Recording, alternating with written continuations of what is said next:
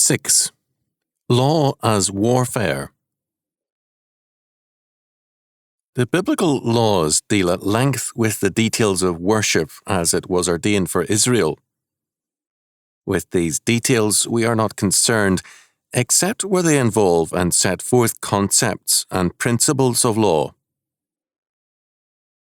Turning to such instances, first, the ephod and the breastplate of the high priest is of significance.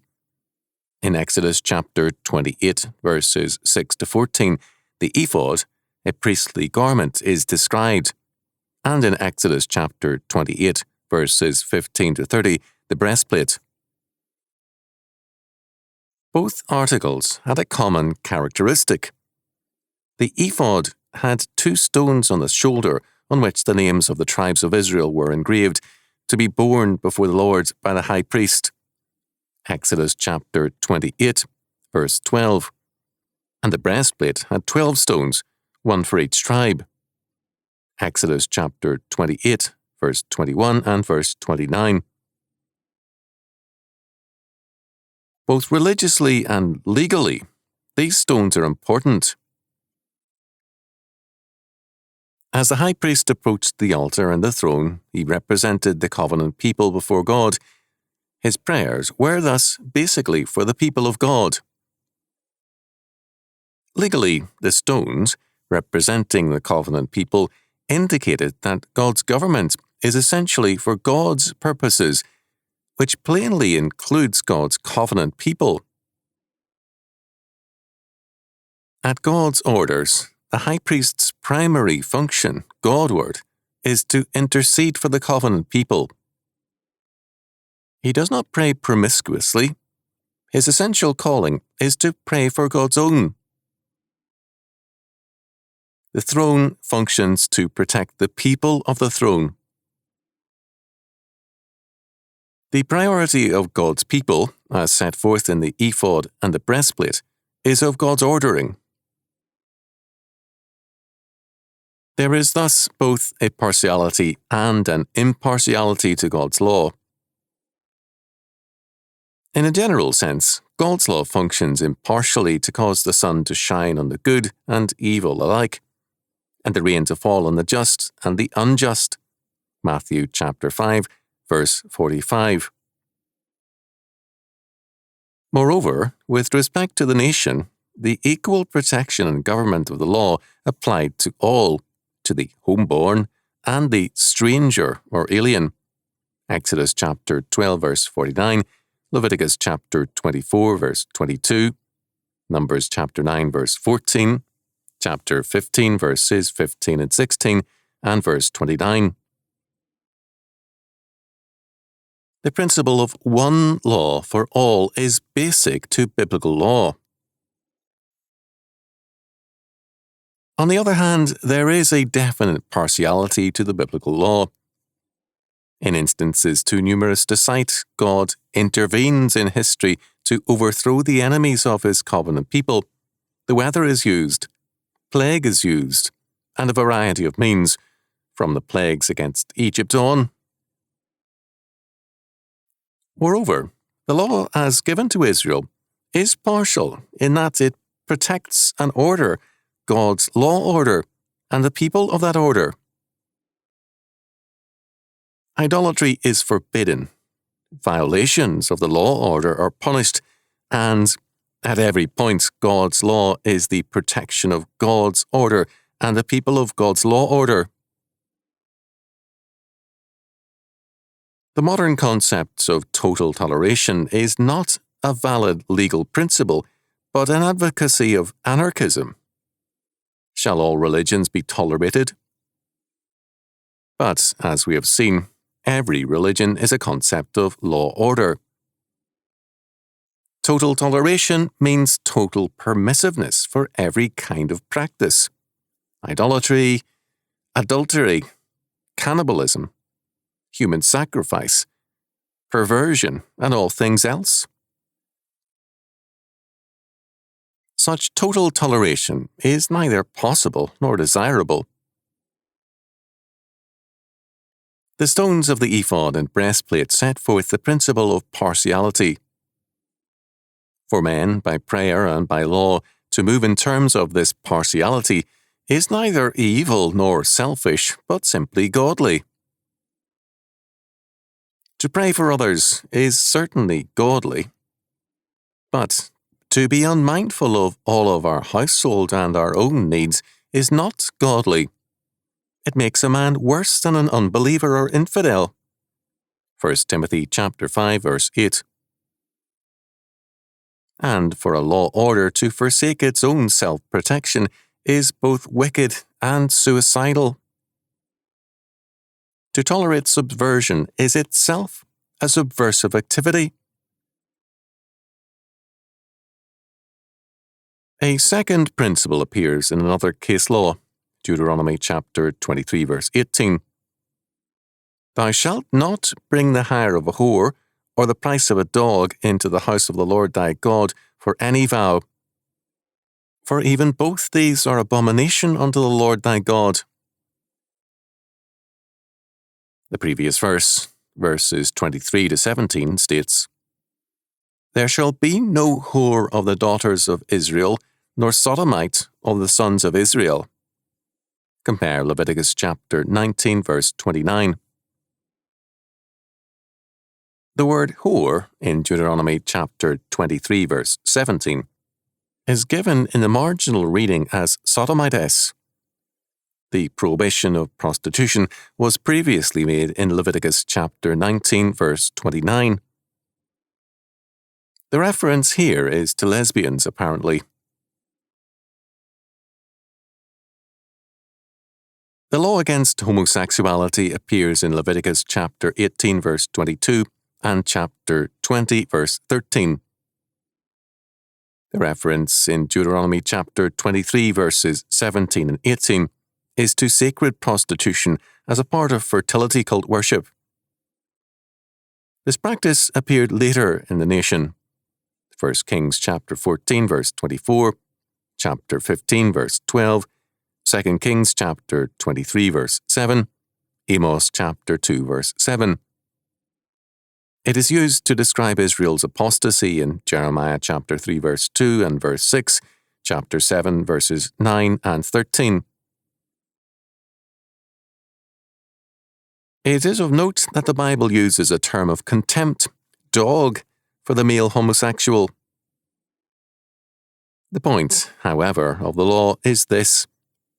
The very religious impulse of the whore and the homosexual are especially contemptible in the sight of God. Their wages can never be an acceptable gift to God. It is not sinners who are barred from giving, but rather, it is the profits of sin which cannot be accepted. The point is a significant one. We are accustomed to thinking ecclesiastically of such gifts, but the, quote, vow, end quote, sets forth a case, a religious case law. The terms of a vow have an especial sanctity. But when the vow and its pledge represent an alien law order, then that pledge is not admissible and is an abomination. The person making the vow has no place before the law, no standing before the throne. The whore and the sodomite who brought their pledges were not simply sinners before the law, but more than that, outlaws, outside the law. There is a marked difference between a sinner before the law and an enemy of the law. No tax or offering from an enemy of the law was thus acceptable. The sinner was commanded to bring an offering. The outlaw was forbidden to offer it. Because there was one law for all, the outlaw was entitled to justice under that law, as witness the appeal to Solomon's courts of the two harlots. 1 Kings chapter 3, verses 16 to 28. The outlaw received justice, but not citizenship. To tax crime is to give it legitimacy and a legal standing before the law as a financial supporter of the law. The next step, then, is equal rights to the protection of the law, which means immunity from prosecution. Under the biblical influence, most countries have ruled that criminals lose their citizenship, and condemned men have no legal existence. The pressure today is against such legislation, and taxation is applied to all, with increasing representation for all. Deuteronomy chapter 23, verses 17 and 18 is the legal foundation for an exclusive citizenship in terms of the law order. It is significant that the common term for prostitute in Scripture is a stranger or strange woman, that is, a foreigner. Not only was prostitution in essence a foreign practice to the covenant people, but an Israelite girl was profane. Leviticus chapter 21, verses 7 and 9, that is, outside the temple, outside the principle of citizenship, a foreigner, if she became a prostitute. The homosexual was also outside the law, at least a prostitute, while called a strange woman, Proverbs chapter 2, verse 16, chapter 5, verse 3 and verse 20, chapter 6, verse 24, chapter 7, verse 5, chapter 23, verse 27 and verse 33, chapter 27, verse 13, was still included in mankind by the term, but the homosexual, as a dog, Deuteronomy chapter 23, verse 18, Revelation chapter 22, verse 15, is regarded as outside the race of man. He is, as the Greek text of Romans chapter 1, verse 27 makes clear, the burned out end product of rebellion.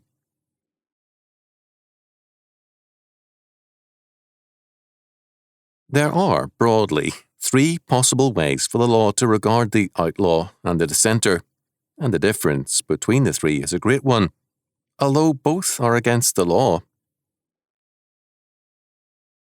First, there is the attitude that can be summarized as that of the, quote, medieval, unquote, church, that heretics have forfeited their rights before the law. Thus, John Huss was given safe conduct to the Council of Constance, and then the safe conduct was revoked on the ground that he was a heretic. Sigismund was pressured to break his pledge of safe conduct on the grounds of his own safety. For he who protected heretics was himself a heretic. Such an attitude made difficult any protection from the established order by means of the law. The law supposedly guarded society against heresy, but in actuality, the establishment, itself free to practice heresy, could destroy any critic simply by accusation. Suspicion destroyed rights. A person was guilty by implication before proven guilty. A second possible way for the law to regard the outlaw and the dissenter is to be found in the modern liberal state, as in the United States. Attempts have been made directly to strike at the law denying citizenship to guilty criminals. Indirectly, their rights have been more than restored. The U.S. Supreme Court has virtually destroyed laws with respect to libel and slander. The, quote, criminal, end quote, thus is favoured over his victims. Self-confessed rapists and murderers have been freed on imaginary technicalities, in clear partiality to the criminal as against the victim.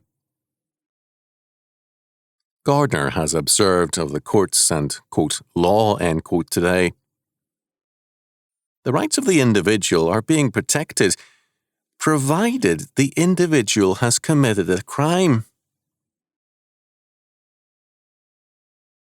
Although the laws of many states admit, and in some cases require, capital punishment for certain offences, the U.S. Supreme Court declared that the death sentence cannot be imposed by a jury from which persons with conscientious or religious scruples against capital punishment were automatically excluded.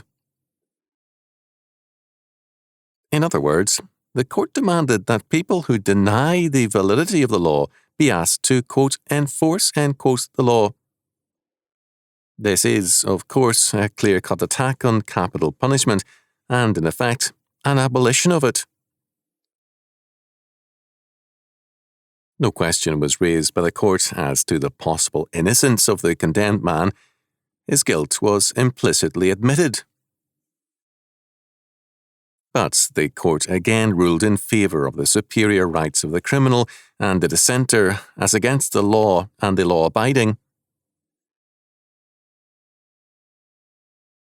A third possible way for the law to regard the outlaw and the dissenter is the biblical way.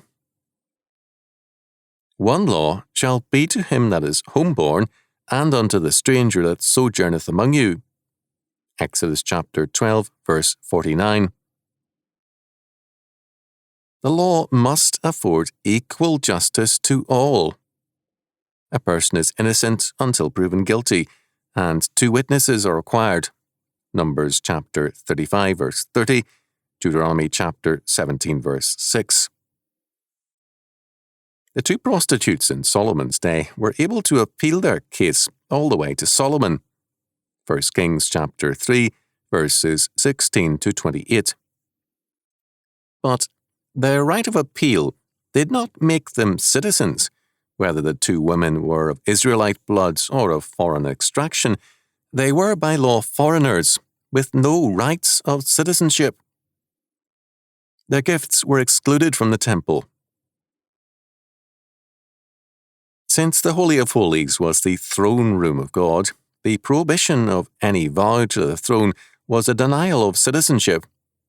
It was an exemption from taxation, since a person had no legal existence as a member of the state.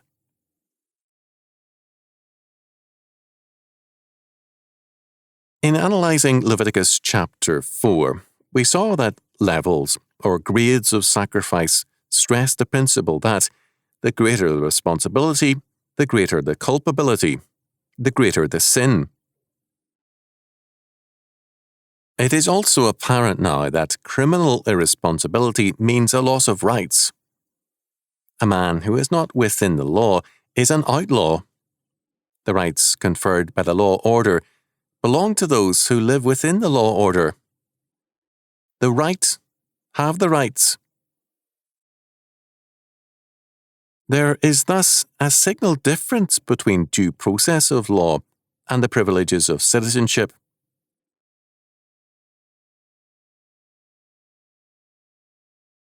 We have seen thus far, first, with respect to the breastplate and ephod, the partiality as well as the impartiality of the law. Second, we have seen, moreover, that criminal irresponsibility means a loss of rights. Now, third, we come to the crux of the issue, namely, that law is a form of warfare, and, indeed, the major and continuing form of warfare. The second commandment prohibits graven images in worship. It requires the destruction of all such forms of worship. Thou shalt not bow down to their gods, nor serve them, nor do after their works, but thou shalt utterly overthrow them and quite break down their images. Exodus chapter 23, verse 24. In Deuteronomy chapter 12, verses 1 to 14, the contrast is drawn clearly. Obedience means, on the one hand, destroying all places of idolatrous worship, and, on the other hand, bringing offerings to God in the prescribed manner and to the prescribed place. The commandment to destroy idolatrous places and images is restated in Deuteronomy chapter 7, verse 5, chapter 16, verses 21 and 22, Numbers chapter 33, verse 52, and Exodus chapter 34, verses 13 and 14. But, in certain instances, the destruction of graven images required also the destruction of the people of the images. Deuteronomy chapter 7, verses 1 to 5. Not only are covenants with the Canaanites forbidden, but intermarriage also. The Canaanites were devoted or set apart, sanctified unto death by God's order. This is an important point and needs careful attention. The law specifically forbade reprisals against Egyptians or any other foreigner. Instead of vengeance, they should remember their oppression in Egypt as a means of greater dedication to justice for all under God's law. Leviticus chapter 19, verses 33 to 37. Having suffered injustice at foreign hands, they should themselves be careful to avoid being like the Egyptians, themselves the instruments of injustice. Egypt sought to exterminate all Hebrews. Exodus chapter 1, verses 15 to 22. But Israel was required to render justice to all Egyptians in terms of their individual obedience or disobedience to the law. But all Canaanites were devoted to death. The criterion was not enmity to Israel, but the law of God. Egypt was an enemy of God, as was Canaan. But the iniquity of the Canaanites was full or total in God's sight.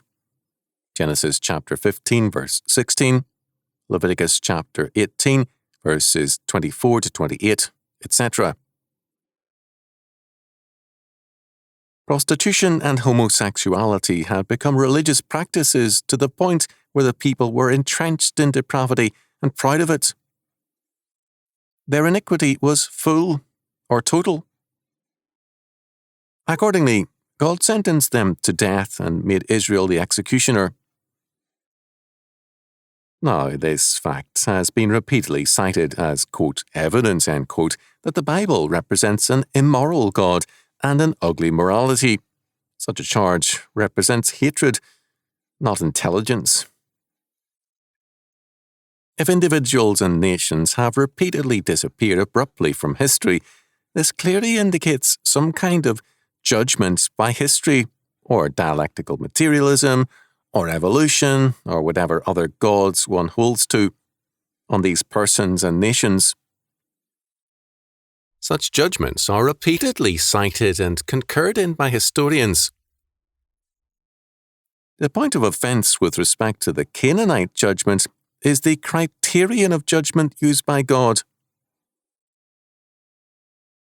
Had God declared the Canaanites to be cruel, capitalistic oppressors, and hence under judgment, his verdict would gain hearty praise from many intellectuals. But God is God, not the intellectuals, and as a result, God's criterion prevails, not man's. The Canaanites, as a whole, were deserving of death. God's patience allowed them a few centuries from Abraham's day to Joshua's, and then his judgment was ordered executed. The failure of Israel to execute it fully became finally their own judgment.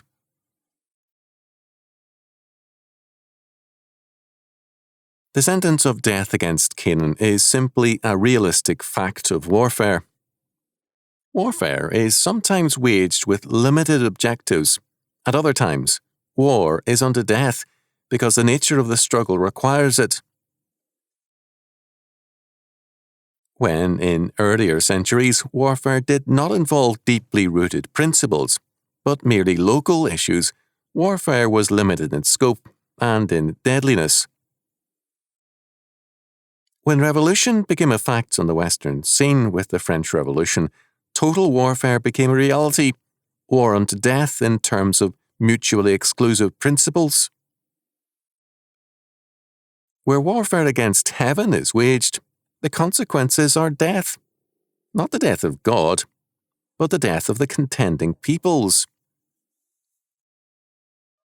In brief, every law order is a state of war against the enemies of that order, and all law is a form of warfare.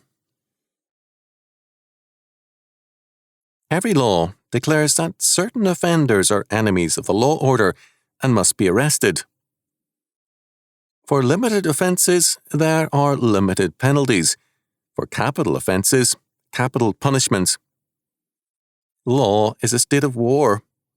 It is the organisation of the powers of civil government to bring the enemies of the law order to justice. The officers of the law are properly armed. In a godly state, they should be armed by the justice of the law, as well as weapons of warfare, in order to defend society against its enemies. Friends of the law will therefore seek at all times to improve, strengthen, and confirm a godly law order. Enemies of the law will accordingly be in continuing warfare against the law.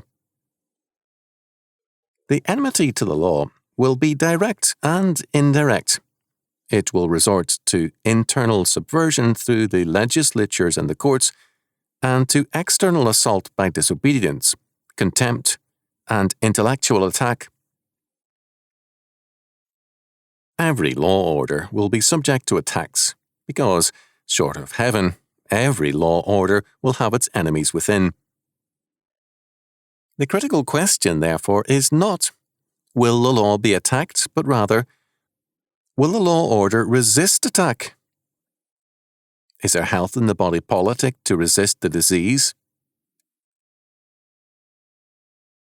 When Israel was commanded to destroy the Canaanites, Deuteronomy chapter 7 verses 1 to 11, it was also told that obedience would result in health, fertility for man and beast, and immunity from the evil diseases of Egypt. Chapter 7 verses 12 to 26. Note the juxtaposition of the promise and the command. Wherefore, it shall come to pass, if ye hearken to these judgments, and keep and do them, that the Lord thy God shall keep unto thee the covenant and the mercy which he sware unto thy fathers, and he will love thee, and bless thee, and multiply thee. He will also bless the fruit of thy womb, and the fruit of thy land, thy corn and thy wine and thine oil, the increase of thy kine, and the flocks of thy sheep, in the land which he sware unto thy fathers to give thee. Thou shalt be blessed above all people. There shall not be male or female barren among you, or among your cattle. And the Lord will take away from thee all sickness, and will put none of the evil disease of Egypt, which thou knowest, upon thee, but will lay them upon all them that hate thee. And thou shalt consume all the people which the Lord thy God shall deliver thee. Thine eye shall have no pity upon them, neither shalt thou serve their gods, for that will be a snare unto thee. Deuteronomy chapter 7, verses 12 to 16. Clearly, a predicate and condition of social health is the destruction of social evil.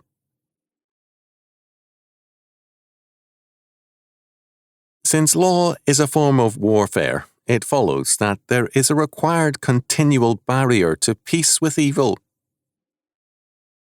Man cannot seek coexistence with evil without thereby declaring war against God.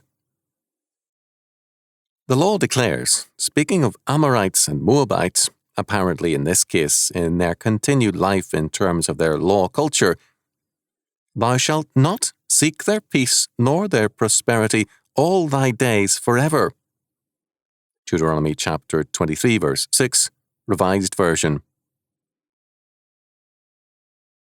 A law order cannot escape warfare. If it makes peace in one area, it thereby declares war against another. A law system is a form of warfare. The fact of warfare remains constant. The object of warfare can change.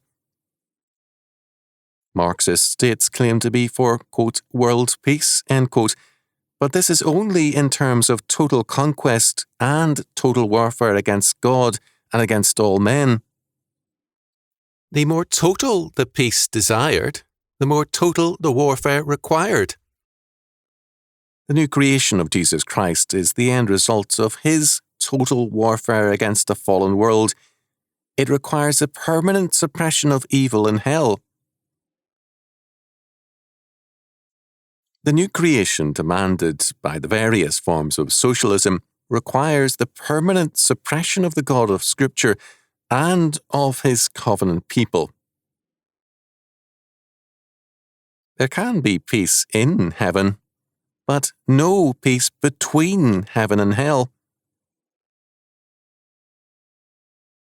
A law order can have peace only by denying the possibility of peace with evil. The Irish Protestant jurist John Philpott Curran, 1750 to 1817, said in 1790 in a speech on the right of election, "It is the common fate of the indolent to see their rights become a prey to the active. The condition upon which God hath given liberty to man is eternal vigilance, which condition if he break, servitude is at once the consequence of his crime and the punishment of his guilt. Those who seek peace with evil are seeking not the peace they profess, but slavery. And the surest peace of all is death and the tomb."